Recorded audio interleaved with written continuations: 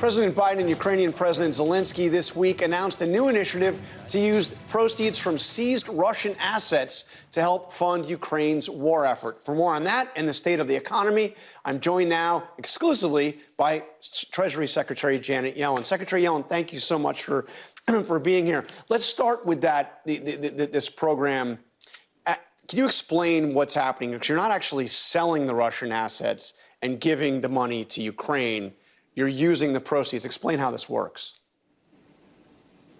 Well, right after Russia's brutal invasion of Ukraine, the United States and our global coalition partners decided to freeze, to impound Russian sovereign assets in our jurisdiction. And that amounted to around $280 billion.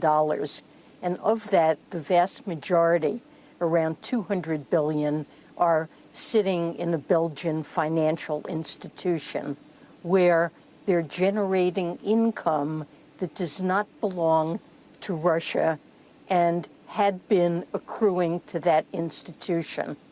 And we've agreed, the G7 and our partners have agreed to tap the value of that stream to provide a $50 billion loan to Ukraine that will be paid from those so-called windfall profits that are accruing in this financial institution. So we're really building on work that Europe did earlier to make sure that the flow, around $3 to $5 billion a year, went to Ukraine, but we're bringing that forward by making a loan that will be repaid over time.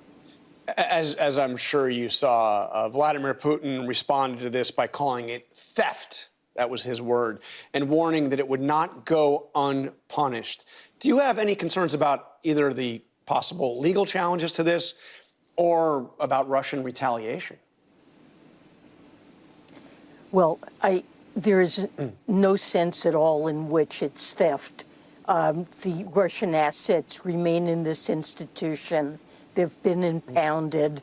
The investments that Russia had have matured, so Russia's funds are sitting in cash, but they're generating income for the institution, which Russia has no claim on.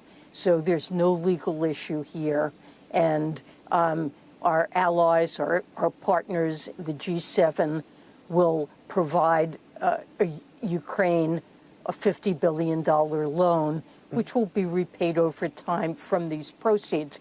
And I'd say the G7 leaders had already made it clear that they will not unfreeze these assets until Russia pays for the damage that it's cost Ukraine. And we're really in a battle of wills with Putin.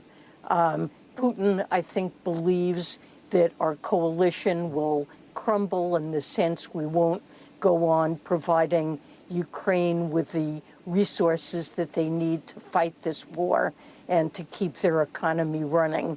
And this is a way of showing that we have the capacity and the will to do so. And on the economic situation here at home, you've cited a lot of the positive macroeconomic indicators. The rate of inflation is coming down and unemployment is low.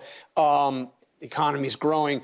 But why is it then that voters seem so unsatisfied? And in fact, in poll after poll, voters say they trust Donald Trump with the economy more than Joe Biden. What's going on?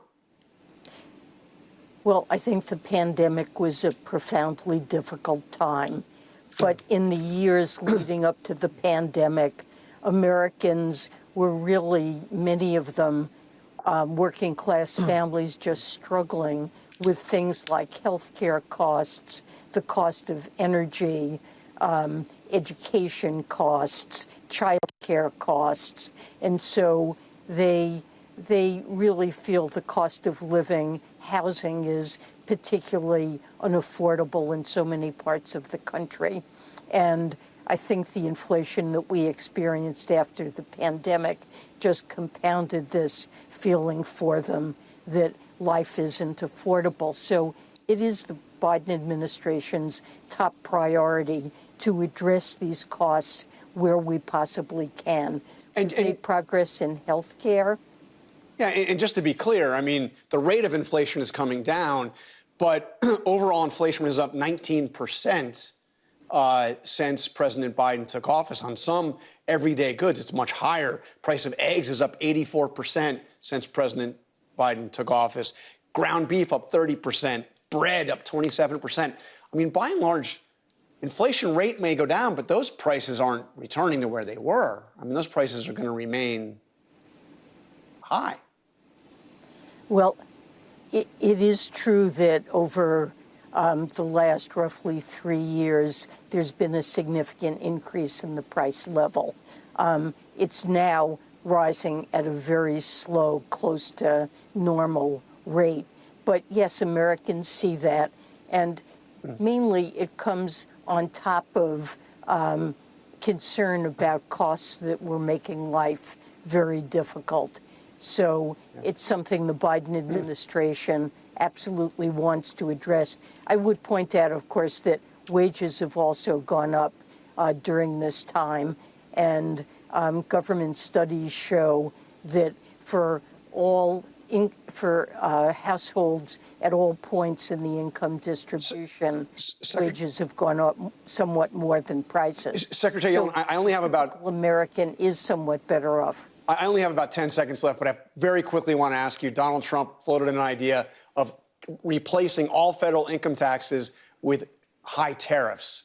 Any way that that is remotely feasible? It would require tariffs well over 100%. The impact would be to make life unaffordable for working class Americans. All right, and thank it you. would harm American businesses. Thank you, Secretary Yellen. Really appreciate your time this morning. Thank you.